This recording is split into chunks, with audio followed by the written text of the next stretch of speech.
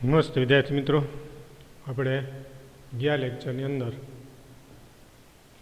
બહુકોષી પ્રાણીઓના જે 11 સમુદાય છે એમાંથી પ્રથમ સમુદાય વિશે આપણે જોયું હતું.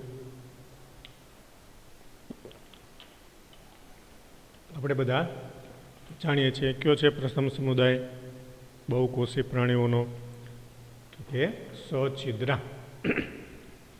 હવે ત્યાર પછીનો બીજો જે સમુદાય છે એ કોષ્ઠાંતરી. આ કોષ્ઠાંતરી સમુદાયના જે પ્રાણીઓ છે એને બીજા નામ તરીકે દશંકો તરીકે પણ ઓળખવામાં આવે છે. દશંકો તરીકે પણ ઓળખવામાં આવે છે અને એને અંગ્રેજીમાં કહેવામાં આવે છે સિલેન્ટેટા. સિલેન્ટેટા. અહીંયા એનો સ્પેલિંગ છે COEM છે, એટલે એને કો એ રીતે વાંચવાનું નથી, પણ એને સિલેન્ટેટા તરીકે ઓળખવામાં આવે. તો આ કોષ્ઠાંતરી સમુદાયના જે પ્રાણીઓ છે એના લક્ષણો કેવા જોવા મળે, તો આપણે એના લક્ષણોને હવે એક પછી એક જોઈએ. તો જેમ આપણે આગળ જોઈ ગયા કે લક્ષણોને યાદ રાખવા માટે આપણે શું કરવાનું છે, તો કે પહેલાં તો એનું સામાન્ય અને વિશિષ્ટ કોઈ નામ આવતું હોય તો આપણે એને જોઈએ કે સામાન્ય નામ કોષ્ઠાંતરી છે, એને વિશિષ્ટ નામ તરીકે દશંકો તરીકે પણ ઓળખવામાં આવે. પછી એનું નિવાસસ્થાન ક્યાં વસવાટ કરતા જોવા મળે, એનું નિવાસસ્થાન ક્યાં છે, તો આપણે જાણીએ છીએ કે આ પ્રકારના જે પ્રાણીઓ છે એ સામાન્ય રીતે જલજ અને મુખ્યત્વે દરિયાઈ નિવાસસ્થાન ધરાવતા પ્રાણીઓ છે. પાણીમાં અને મોટે ભાગે દરિયામાં, મીઠા પાણીમાં આપણને ભાગ્યે જ કોઈ પ્રાણીઓ જોવા મળે છે. આ ઉપરાંત એ પાણીની અંદર સ્થાયી અથવા મુક્ત રીતે તરતા પ્રાણીઓ છે. સ્થાયી એટલે કે કોઈ ખડકો કે અન્ય પદાર્થોની સાથે ચોંટીને રહેતા હોય, અથવા તો કેટલાક પ્રાણીઓ એવા છે કે જે મુક્ત રીતે તરતા, દરિયાની અંદર મુક્ત રીતે તરતા હોય પ્રાણીઓ છે. અને અમુક પ્રાણીઓ એવા છે કે જે ખડકો કે દરિયાની અંદર અન્ય કોઈ એવા પદાર્થો હોય એની સાથે ચોંટીને રહેતા હોય, તો એને સ્થાયી કહેવાય. એ જ રીતે આ પ્રકારના પ્રાણીઓ છે એ અરીય સંમિતિ ધરાવે છે, એટલે કે એના શરીરને મધ્ય ભાગની અંદરથી આપણે લંબ અક્ષે વિભાજિત કરીએ તો એને 2 સરખા ભાગમાં વહેંચી શકીએ. પણ 2 સરખા ભાગ કેવા, તો કે કોઈ પણ અક્ષમાંથી આપણે એને લંબ અક્ષે 2 સરખા ભાગમાં વહેંચી શકીએ. એટલે અરીસંમિતિ ધરાવતા પ્રાણીઓ છે. એને આ સામાન્યનું નામ કોષ્ઠાંતરી, પણ એને દશંકો તરીકે ઓળખવામાં આવે છે. દશંક એને શા માટે કહેવાય, તો કે એના જે સૂત્રાંગો છે એના ઉપર અને એની શરીર દિવાલ ઉપર ડંખાંગિકાઓ આવેલી છે. એના સૂત્રાંગો અને શરીર દિવાલ ઉપર ડંખાંગિકાઓ આવેલી છે. એટલે જો આજે એનું શરીર આપણે જોઈએ તો ઉપર આપણને આ જે આકૃતિ આપેલી છે એના શરીરની ફરતે અથવા તો અગ્રબાજુના છેડે આવા સૂત્રાંગો આવેલા હોય અને સૂત્રાંગો. આ સૂત્રાંગો અથવા તો એની શરીર દિવાલ ઉપર વિશિષ્ટ પ્રકારની ડંખાંગિકાઓ આવેલી હોય, એટલે કે ડંખ જેવી રચનાઓ આવેલી હોય. અને આ પ્રકારની જે ડંખાંગિકાઓ છે એ એના રક્ષણ માટે ઉપરાંત ખોરાક મેળવવા માટે એ રીતે અલગ અલગ રીતે ઉપયોગી હોય. એટલા માટે એના ઉપરથી આ પ્રાણીઓનું જે નામ છે એ દશંકો એવું આપવામાં આવ્યું. એની અંદર આ રીતે ડંખાંગિકા એટલે કે ડંખ કોષો જેવી રચના છે એ એમાં વિકાસ પામેલી હોય. અને આવા પ્રકારની જે આવી ડંખ કોષની જે રચના છે એ આપણને અહીંયા બાજુમાં આકૃતિમાં દર્શાવેલી છે કે જે આવા ડંખ કોષો ડંખાંગિકા એ રેખીય રેખાકૃતિય સ્વરૂપે આપણને દર્શાવેલી છે. કંઈક પ્રકારનો એક કોષ છે એના શરીરની અંદર, એના સૂત્રાંગો અથવા તો એની શરીર દિવાલમાં આવેલ આ એક પ્રકારનો એવો કોષ છે જેને ડંખ કોષ, જે ડંખી સંપુટ કે સૂત્રાંગ કોષ તરીકે ઓળખાતી રચના ધરાવતો છે. આ ડંખ કોષી અથવા ડંખાંગિકા શું છે તો કે જે ડંખી સંપુટ અથવા તો સૂત્રાંગ કોષો એની અંદર આવેલા હોય અને એની અંદર વિશિષ્ટ પ્રકારની આવી ડંખ મારી શકાય એવા પ્રકારની રચના એની અંદર જોવા મળે. એનો અગ્ર બાજુનો જે છેડો આવો છે આવો એકદમ અણીદાર હોય, આવો અણીદાર છેડો આવેલો છે અને આ જે અણીદાર છેડો છે એની મદદથી એ અન્ય પ્રાણીને ડંખ મારે. એ કઈ રીતે ડંખ મારશે તો કે જેવું કોઈ એની આજુબાજુ એને ભય લાગે એવું પ્રાણી આવે અથવા તો એને ખોરાક તરીકે પકડી શકાય એવા પ્રકારનું પ્રાણી આવે એટલે એના શરીરની સપાટી ઉપર આવો તો મોટી સંખ્યામાં આવા ડંખ કોષો આવેલા હોય જેની મદદથી એને ડંખ મારે એટલે એ પ્રાણી છે બેભાન બની જાય.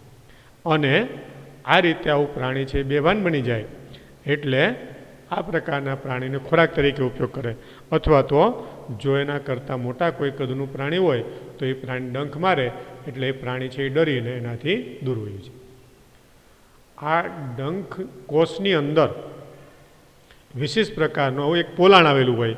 એ પોલાણની અંદર આ જે કોષની અંદર જે આ પોલાણ છે એની અંદર વિશેષ પ્રકારનું એવું ઝેરી દ્રવ્ય ભરેલું હોય અને આવા પ્રકારનું જે આવું ઝેરી જે દ્રવ્ય છે એ દ્રવ્યનું નામ આપણને અહીં આપ્યું નથી, પણ આવા પ્રકારનું જે ઝેરી દ્રવ્ય છે એ અન્ય પ્રાણીઓને બેભાન કરે અને આ ઝેરી દ્રવ્યનું નામ છે હિપ્નોટોક્સિન.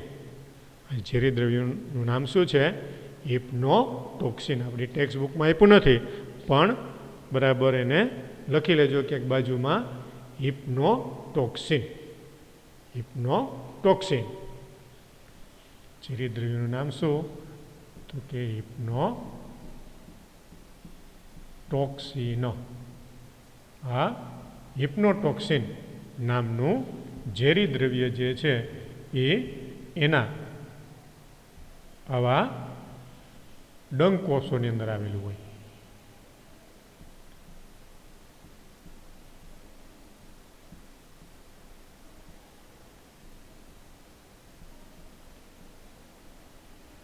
અને આ ઝેરી દ્રવ્યને કારણે અન્ય પ્રાણીઓ જો એના કરતાં નાના કદના હોય તો મૃત્યુ પામે અથવા તો બેભાન થઈ જાય અને મોટા કદના હોય તો ડરીને ભાગી જાય. આ રીતે આ ડંખ કોષોને કારણે એના સૂત્રાંગો જે છે એ એના માટે ઉપયોગી છે. સૂત્રાંગો કઈ રીતે ઉપયોગી છે તો કે આ રીતે આવા સૂત્રાંગોની મદદથી એનો આધાર સાથે જકડી રાખવા માટે અને સંરક્ષણ કરવા માટે, એટલે કે પ્રતિકાર, અન્ય પ્રાણીઓનો પ્રતિકાર કરવા માટે અને ભક્ષક તરીકે ખોરાક પકડવા માટે ઉપયોગી છે. આ રીતે સૂત્રાંગો ઉપર જે ડંખ કોષો આવેલા હોય એને કારણે એ ડંખ કોષોની મદદથી રક્ષણ મેળવે અને ખોરાક પકડવા માટે પણ ઉપયોગી છે. આ રીતે એની આ વિશિષ્ટ રચના છે આપણને જોવા મળે છે. આ કોષ્ઠાંતરી સમુદાયના પ્રાણીઓ જે છે એટલે કે જે દશંકો છે એ પેશી સ્તરીય આયોજન દર્શાવે છે. એની શરીર રચના કેવી છે તો કે પેશી સ્તરી છે, એટલે કે એમાં કોષો ભેગા મળી અને પેશીની રચના બનેલી છે. એટલે એની સામાન્ય જે રચનાના લક્ષણો છે એમાં આપણે જોયું કે જે સછિદ્ર હતા એ કોષ સ્તરીય આયોજન ધરાવતા હતા, જ્યારે આ કેવા છે પેશી સ્તરીય આયોજન ધરાવે. પછી એમાં બે ગર્ભસ્તરો વિકાસ પામે એટલે દ્વિગર્ભસ્તરીય છે, બાહ્ય ગર્ભસ્તર અને મધ્ય ગર્ભસ્તર. આ બાહ્ય ગર્ભસ્તર અને મધ્ય ગર્ભસ્તરની વચ્ચે મધ્ય શ્લેષ્મ સ્તર આવેલું હોય, પણ એ કોષોનું બનેલું નથી. શેનું બનેલું છે? તો કે શ્લેષ્મનું બનેલું છે. એટલે એમાં બે જ ગર્ભસ્તરો હોય, બાહ્ય ગર્ભસ્તર અને અંતઃગર્ભસ્તર.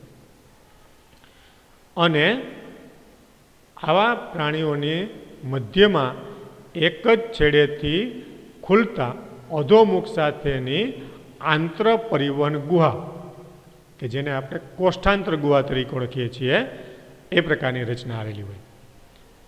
એના શરીરની અંદર મધ્યમાં એક જ છેડેથી ખુલતા અધોમુખ સાથેની આંત્ર પરિવહન ગુહા, કે જેને આપણે કોષ્ઠાંત્ર ગુહા તરીકે ઓળખીએ છીએ, આવા પ્રકારની ગુહા છે એ આવેલી હોય.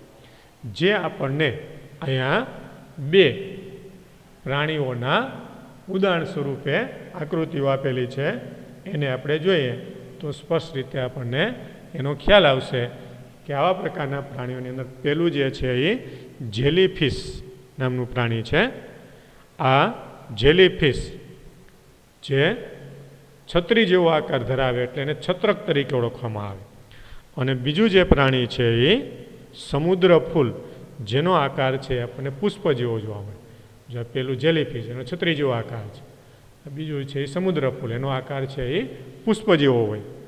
ઉપરથી જોઈએ તો આપણને 12 માસીના પુષ્પ જેવો આકાર દેખાય, એટલે એને પુષ્પક કહેવાય.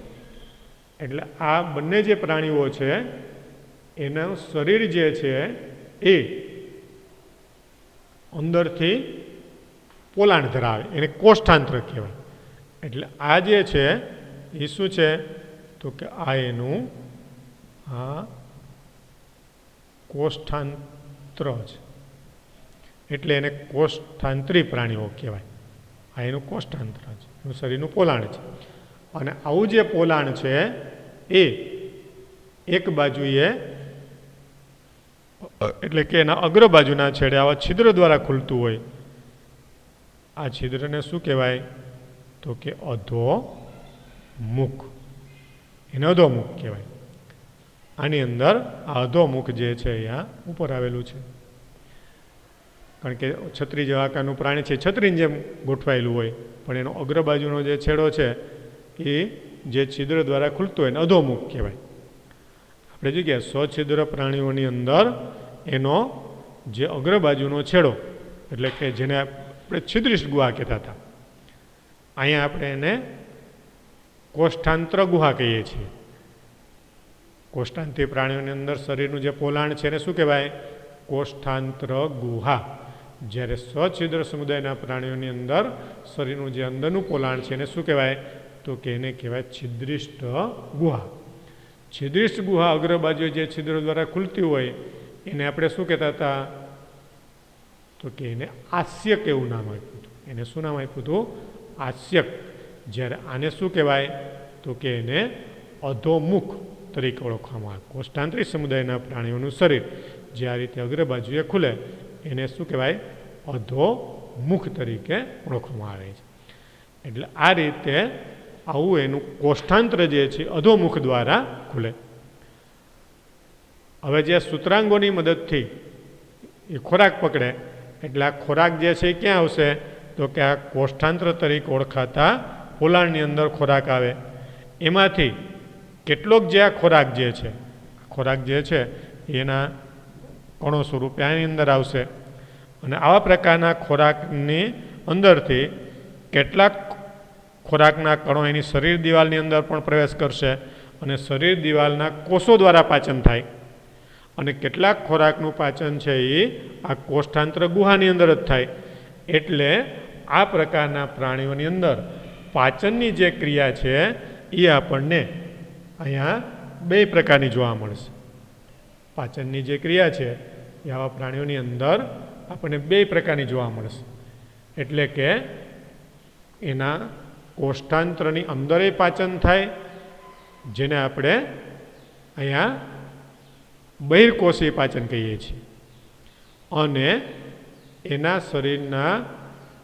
શરીર દિવાલના કોષો ખોરાકના કણોને ગ્રહણ કરી અને પાચનનું કામ કરે, એટલે એને અંતઃકોષીય પાચન કહેવાય. એટલે અહીંયા આ જે કોષ્ઠાંત્ર ગુહા અને શરીર દિવાલ એ બંનેમાં પાચન થતું હોવાથી બહિર્કોષીય અને અંતઃકોષીય એમ બંને પ્રકારનું પાચન છે એ દર્શાવે.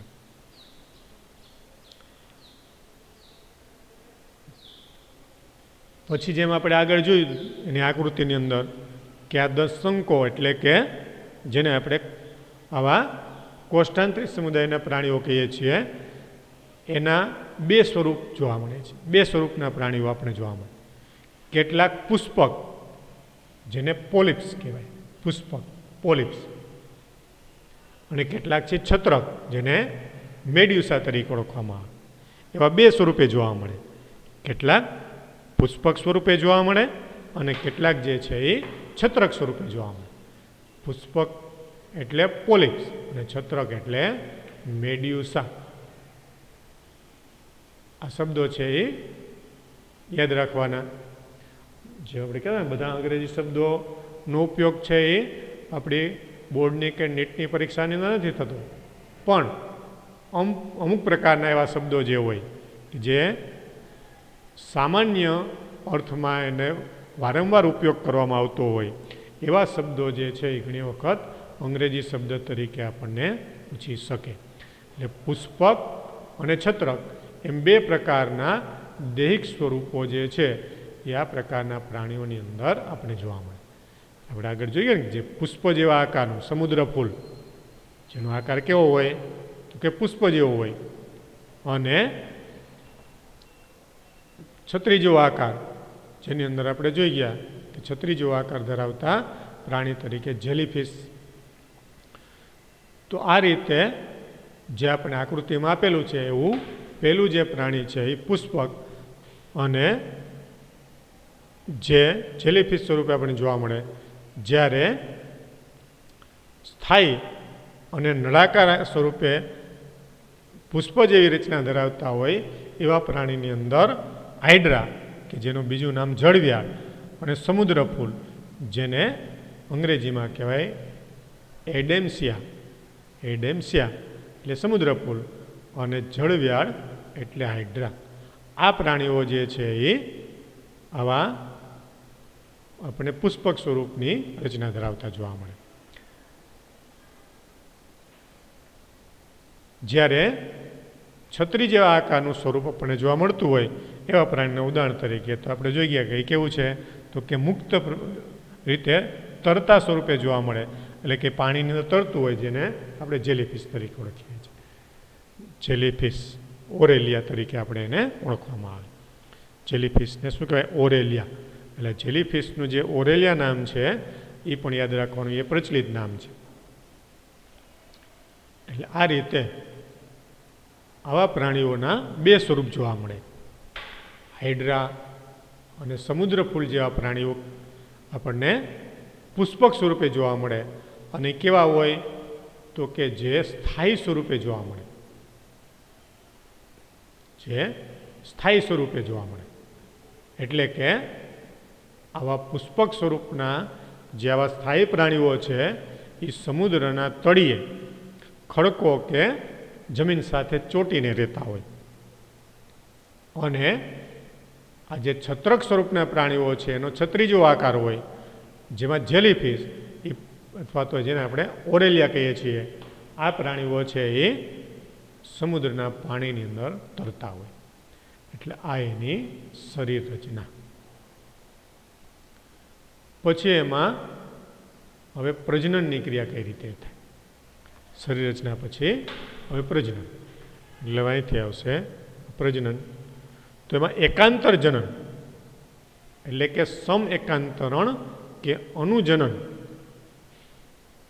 મેટાજીનેસિસ, સમ એકાંતરણ અથવા અનુજનન, મેટાજીનેસિસ પ્રકારનું અલિંગી પ્રજનન દર્શાવતા જોવા મળે. તો આપણે એકાંતર જનન યાદ આવે એટલે તરત આપણને વનસ્પતિઓમાં પ્રજનન યાદ આવશે. તો આપણે ભણી ગયા છીએ કે વનસ્પતિઓની અંદર એકાંતર જનન જોવા મળે એટલે આપણે એને શું કહીએ છીએ તો કે એમાં જન્યુજનક અને બીજાણુજનક અવસ્થા આપણને એકાંતરે જોવા મળે. પહેલાં જન્યુજનક અવસ્થા આવે અથવા તો પહેલાં બીજાણુજનક અવસ્થા આવે ને પછી જન્યુજનક અવસ્થા આવે. એટલે એ અવસ્થા આ જન્યુજનક અને બીજાણુજનક અવસ્થા એકાંતરે અથવા તો વારા ફરતે આવે એને આપણે એકાંતર જનન એમ કહીએ છીએ. તો અહીંયા પણ આવા જન્યુ કે બીજાણુઓ એમ એ રીતની પ્રજનનની ક્રિયા નથી થતી, પણ એની અંદર એકાંતર જનન જેમાં સમ એકાંતરણ કે અનુજનન દર્શાવે છે. એટલે શું તો કે જ્યારે અલિંગી રીતે પ્રજનન કરે ત્યારે એમાંથી છત્રકોની ઉત્પત્તિ થાય, એમાંથી છત્રકો વિકાસ પામે. એમાં અલિંગી પ્રજનન પુષ્પક જેવા પુષ્પક અવસ્થામાં જે સજીવો હોય, પુષ્પક એટલે જેને આપણે કહીએ ને હાઇડ્રા અને સમુદ્ર ફૂલ, એ પુષ્પક અવસ્થામાં હોય. તો એ પુષ્પક અવસ્થા દ્વારા અલિંગી પ્રજનન કરી અને છત્રકોની ઉત્પત્તિ કરે. એટલે કે એમાંથી જે પ્રાણીઓ વિકાસ પામે એ પહેલાં છત્રી જેવા આકારના હોય. આવું શા માટે થાય તો કે આ પુષ્પકો છે એ કેવા છે તો કે સ્થાયી છે. એ દરિયાની અંદર ખડકો કે દરિયાના તળિયે માટી સાથે ચોંટીને રહેતા હોય.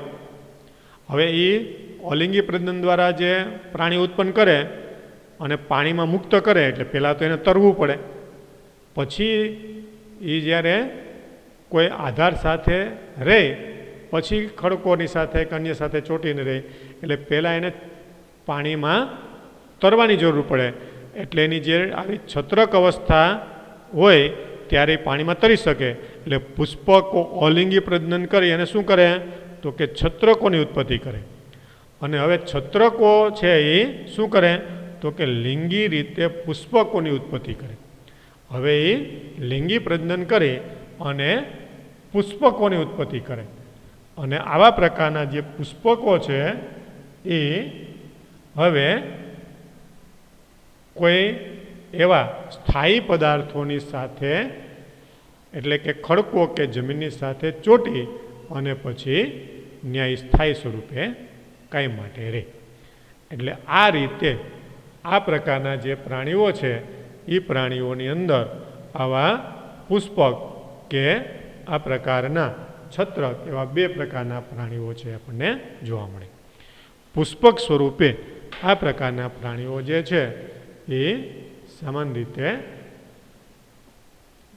સ્થાયી સ્વરૂપે જોવા મળતા હોય અને છત્રક સ્વરૂપે એ આવા પ્રાણીઓ જે છે એ સામાન્ય રીતે કોઈ પદાર્થ સાથે ચોંટીને રહેતા હોય. એટલે અહીંયા આપણને પ્રજનનની ક્રિયા ટૂંકમાં જ આપેલી છે, પણ એની અંદર આ રીતે લિંગી અને અલિંગી પ્રજનન એમ બે પ્રકારનું પ્રજનન જોવા મળે. પછી ફલનની જે ક્રિયા થાય એ મોટે ભાગે બાહ્ય ફલન દ્વારા થાય. ફલનની ક્રિયા બાહ્ય ફલન દ્વારા થાય. અને આવા પ્રકારના જે પ્રાણીઓ છે એની અંદર પ્રજનન કોષો નિર્માણ કરી અને લિંગી પ્રજનન પણ દર્શાવતા જોવા મળે. એટલે આ રીતે કોષ્ઠાંતરી સમુદાયના જે પ્રાણીઓ છે એની અંદર આવા લક્ષણો આપણે જોવા મળે. હવે એના ઉદાહરણ ક્યાં તો કે આવા પુષ્પક અને છત્રક પ્રકારની આવી બંને પ્રકારની જે આવી પ્રક્રિયાઓ દર્શાવતા હોય એવા પ્રાણીનું પહેલાં આપણે ઉદાહરણ આપેલું છે કે જેમાં ઓબેલિયા નામનું પ્રાણી છે. આપણે ઓરેલિયા એની જેમ આ ઓબેલિયા. અને અન્ય ઉદાહરણ ક્યાં છે તો કે ફિરંગી મનવા જેનું અંગ્રેજી નામ છે ફાઇસેલિયા. જો આ બધા પ્રાણીઓના બધાય પ્રાણીઓના અંગ્રેજી નામ યાદ રાખવાની જરૂર નથી, પણ આ કોષ્ઠાંતરી સમુદાયના જે પ્રાણીઓ છે એના અંગ્રેજી નામ ખાસ યાદ રાખવાના, કારણ કે એ સામાન્ય નામ તરીકે પણ ઉપયોગમાં આવતા હોય છે. ફિરંગી જેને આપણે પોર્ટુગીઝ લોકો કહીએ છીએ, પોર્ટુગીઝ મેન ઓફ વાર. ફિરંગી મનવારનું જે અંગ્રેજી નામ છે ને ફાઇસેલિયા કહેવાય, પણ એનું બીજું એક નામ શું છે પોર્ટુગીઝ મેન ઓફ વાર. ફિરંગીઓ એટલે કે જેને આપણે પોર્ટુગીઝ તરીકે ઓળખીએ છીએ. પોર્ટુગીઝ લોકો ફિરંગીઓ જે આપણા દેશની અંદર પહેલાં વેપાર કરવા માટે આવ્યા હતા અને પછી સાથે સાથે ધીમે ધીમે કરીને અંગ્રેજો આવ્યા અને પછી એણે આપણા દેશ ઉપર લગભગ 200 વર્ષ કરતાં વધારે રાજ કર્યું હતું. તો આ જે એનું ફિરંગી મનવાર એટલે કે ફિરંગી મેન ઓફ વાર, ફિરંગી મેન ઓફ વાર એવું નામ આપવામાં આવ્યું. શા માટે? તો કે આ જે ફાઇસેલિયા એટલે કે જેને આપણે ફિરંગી મનવાર કહીએ છીએ એ પ્રાણીનો આખો જે દેખાવ છે કેવો હોય તો કે જે ફિરંગી જે પોર્ટુગીઝ જે સૈનિક હોય એ પોર્ટુગીઝ જે સૈનિકો છે એનો જે પોશાક હોય અને એ લોકો જે રીતે કોઈ યુદ્ધની અંદર જતા હોય ત્યારે જે શસ્ત્રો અને સરંજામ એને સજાવી અને એના શરીરની સાથે એને જુદી જુદી રીતે ગોઠવે એ રીતનો દેખાવ જે છે એ આ પ્રાણીનો જોવા મળે. પ્રાણીનો આવો દેખાવ છે એ કોઈ આ પોર્ટુગીઝ જે સૈનિક છે એ યુદ્ધમાં જતો હોય, લડવા માટે જતો હોય એના જેવો એનો દેખાવ આવે એટલે એનું નામ આપ્યું ફિરંગી મનવાર. જોકે એનો એ છે કોઈ મોટા કદનું ન હોય, એટલું બધું કોઈ મોટું ન હોય, પ્રાણી છે એ નાના કદનું જ હોય પણ એનો દેખાવ છે આપણને એવો જોવા મળે. એટલે આ પ્રકારના જે પ્રાણીઓ છે એને ફિરંગી મનવાર કહે. પછી સમુદ્ર ફૂલ જેને સી એનિમોન પણ કહેવાય, સી એનિમોન, એડમેન્સિયા અથવા સી એનિમોન. પછી પેનાટુલા, સી પેન, પેનાટુલા, સી એનિમોન સમુદ્ર ફૂલ અને પેનાટુલા જેને સી પેન તરીકે પણ ઓળખવામાં આવે. ગોર્ગોનિયા, સી ફેન એનું એવું નામ છે, સી ફેન, ગોર્ગોનિયા, સી ફેન. એને બીજા નામ તરીકે સમુદ્ર પંખો પણ કહેવાય, ગોર્ગોનિયા, સમુદ્ર પંખો. આપણે જે હાથે હવા નાખવાનો પંખો હોય ને એના જેવો આકાર છે, એના જેવો દેખાવ છે એનો જોવા મળે એટલે એને સમુદ્ર પંખાના નામથી પણ ઓળખવામાં આવે. સી પેન, સી પેન એટલે કે એનો જે દેખાવ જે છે એ આપણે પેન, પેન એટલે કે જેને આપણે જે તાવડી જેવું હોય ને રોટલી બનાવવા માટે ને એના માટે આપણે ઉપયોગ કરતા હોઈએ એવી લોઢી જેવું કે તાવડી જેવું જે આપણું હોય એના જેવો એનો દેખાવ હોય એટલે એને સી પેન કહેવાય. સી ફેન એટલે ગોર્ગોનિયા જેને આપણે સમુદ્ર પંખો પણ કહેવાય. ઓલું જેમ સમુદ્ર ફૂલ છે એનું નામ સમુદ્ર પંખો એટલે આ નામ લખી લેજો. ગોર્ગોનિયાનું બીજું નામ શું? સમુદ્ર પંખો. પછી મિન્ડ્રીના, મિન્ડ્રીના જેને બ્રેન કોરલ તરીકે પણ ઓળખવામાં આવે. મિન્ડ્રીનાનો જે બીજું નામ છે એ બ્રેન કોરલ. એટલે સામાન્ય રીતે આમ તો આ કેટલાક જે કોષ્ટાંતરીય સમુદાયના પ્રાણીઓ છે એમાં કોરલ તરીકે ઓળખાતા પ્રાણીઓનો એક આખો વિભાગ છે અને આવા કોરલ તરીકે ઓળખાતા જે આવા પ્રાણીઓ છે એ પથ્થરોની અંદર સૂક્ષ્મ છિદ્રોની અંદર રહે, પથ્થરોમાં સૂક્ષ્મ છિદ્રોની અંદર રહે. એ પ્રાણીઓના જે આખા કોલોની છે એ કોલોની દ્વારા જ આવા પથ્થરો ધીમે ધીમે નિર્માણ થાય એને કોરલ તરીકે ઓળખવામાં આવે. સમુદ્રની અંદર આવા પથ્થરો હોય એને કોરલ કહેવાય. એની અંદર આવા પ્રાણીઓ રહે અને એનો જ્યાં મિન્ડ્રીના નામનું જે પ્રાણી છે એનો જે આકાર છે એ બ્રેન એટલે કે આપણા મગજની જે ગળીઓ હોય એના જેવા એના પથ્થરની ગળીઓ જોવા મળે એટલે એને બ્રેન કોરલ તરીકે ઓળખવામાં આવે. એટલે આ બધા પ્રકારના પ્રાણીઓ જે છે એનો સમાવેશ જે છે એ આની અંદર થાય. એટલે જે કોષ્ટાંતરીય સમુદાયના જે પ્રાણીઓ છે એના બધા ઉદાહરણો. વિશિષ્ટ પ્રકારના પ્રાણીઓ છે ફિરંગી મનવાર, સમુદ્ર ફૂલ, પેનાટુલા, ગોર્ગોનિયા, મિન્ડ્રીના, આ બધા પ્રાણીઓ. એટલે શરૂઆતના જે બધા સમુદાયના પ્રાણીઓ છે એના બીજા નામ છે એ આપણે ખાસ કરીને યાદ રાખવાના છે. એટલે જે નામ તમને કહેવામાં આવે એ નામ યાદ રાખવાના, બધા નામ યાદ રાખવાની જરૂર નથી. પણ આ બધા પ્રાણીઓના નામ છે એ સામાન્ય રીતે આ બીજા નામ કે એના જે અન્ય જે આવા નામ સાદા નામ છે, સમુદ્ર ફૂલ છે, આ સી પેન એટલે સમુદ્ર પંખો છે, તો એને પણ આપણે ધ્યાનમાં રાખીએ. તો કોષ્ઠાંતરી સમુદાયના પ્રાણીઓના લક્ષણો એકદમ સરળ છે, યાદ રાખવા પણ સરળ છે, કાંઈ એની અંદર બહુ અઘરું નથી, પણ આપણે એને વારંવાર રિપીટેશન કરવા પડે તો આપણને સરળતાથી યાદ રહે. પ્રાણીઓના નામ થોડાક આપણે યાદ રાખવા પડે, કારણ કે આપણે ન સાંભળેલા હોય એવા નામ છે, આપણે કોઈ દી એને સાંભળ્યા ન હોય, એટલે માટે આપણને એને થોડાક વધારે વખત લખીને જો ધ્યાનમાં રાખીએ તો સરળતાથી આપણને આવડી જાય. એટલે આ રીતે આ બધા જે પ્રાણીઓ છે એ પ્રાણીઓને આપણે આ રીતે યાદ રાખી અને જો વ્યવસ્થિત રીતે આપણે એને ધ્યાનમાં રાખીએ તો બધા પ્રાણીઓ જે છે એના નામ પણ આપણને યાદ આવી જાય. એટલે આ રીતે આવા કોષ્ઠાંતરી સમુદાયના લક્ષણો. ફરી વખત બરાબર ધ્યાન રાખો કે આપણે આ બધા પ્રાણીઓના લક્ષણોને યાદ રાખવા માટે આવી એક ફોર્મ્યુલાને ધ્યાનમાં રાખવાની કે પહેલાં તો એ પ્રાણી સમુદાયનું સામાન્ય અને વિશેષ નામ, પછી પ્રાણી સમુદાય ક્યાં જોવા મળે એટલે કે એનું નિવાસસ્થાન ક્યાં છે, ક્યાં એ વસવાટ કરે છે, પછી આવા બધા જે પ્રાણીઓ છે એ પ્રાણીઓ સામાન્ય રીતે એની સામાન્ય રચના કેવી જોવા મળે. સામાન્ય રચનાની અંદર શું આવશે તો કે કેવું સ્તરીય આયોજન ધરાવે, કોષ સ્તરીય છે, પેશી સ્તરીય છે કે અંગતંત્ર સ્તરીય છે. પછી એમાં સમમિતિ કેવી જોવા મળે, પછી એના દેહ કોષની રચના કેવી જોવા મળે છે, આ એની સામાન્ય રચના, અને પછી એની શરીર રચનાના લક્ષણો, અને પછી એમાં પ્રજનન. તો નીચલી કક્ષાના પ્રાણીઓની અંદર છે ત્યાં સુધી આપણે લિંગી અને અલિંગી પ્રજનન આવશે. પછી તો બધા પ્રાણીઓની અંદર હંમેશા લિંગી પ્રજનન જ થાય, અને લિંગી પ્રજનન થાય પછી એની અંદર ફલનની ક્રિયા કઈ રીતે થાય, બાહ્ય ફલન થાય કે અંતઃફલન થાય કે આ બધી માહિતી આવશે. અને શરીર રચનાના લક્ષણોની અંદર હજી તો આપણને કોઈ એવા તંત્રોનો વિકાસ થયેલો નથી. તંત્રોનો વિકાસ થાય પછી એના લક્ષણો આવશે.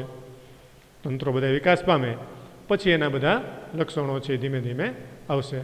અને આ બધા તંત્રોના લક્ષણો આવે પછી એની અંદર તંત્રો કેવા પ્રકારના જોવા મળે, પાચન તંત્ર કેવું હોય, શ્વસન તંત્ર કેવું હોય, પરિવહન તંત્ર કેવું હોય, ચેતાતંત્ર કેવું હોય, એ બધી માહિતી છે એ આવશે.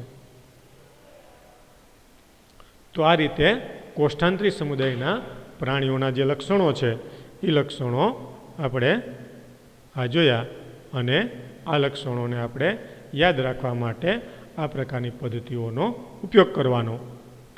પછી એના જે સછિદ્રમાં તો બહુ નામ છે, અઘરા નથી, પણ કોષ્ઠાંતરી સમુદાયના પ્રાણીઓના નામ અઘરા છે. અઘરા એટલા માટે છે કે આપણે પહેલી વખત સાંભળતા હોય એટલે. આપણે જેને સમુદ્ર ફૂલ તો આપણે ખબર જ છે, હાઇડ્રા આપણે જાણીએ છીએ, એટલે એ આપણા માટે નવું નથી. પણ આ જે ફાઇસેલિયા એટલે કે ફિરંગી મનવાર, પછી આ પેનાટુલા, સી પેન, ગોર્ગોનિયા, મિન્ડ્રીના, આ બધા નામ છે આપણા માટે નવા છે, એટલે એને થોડાક 5-7 વખત લખવાના ખાલી નામ જ, એટલે આપણને એ પણ યાદ રહી જાય. તો આ રીતે આપણે આ કોષ્ઠાંતરી સમુદાયના લક્ષણો જોયા. હવે પછીનો સમુદાય આવશે કંકતધરા. એને આપણે હવે નેક્સ્ટ લેક્ચરની અંદર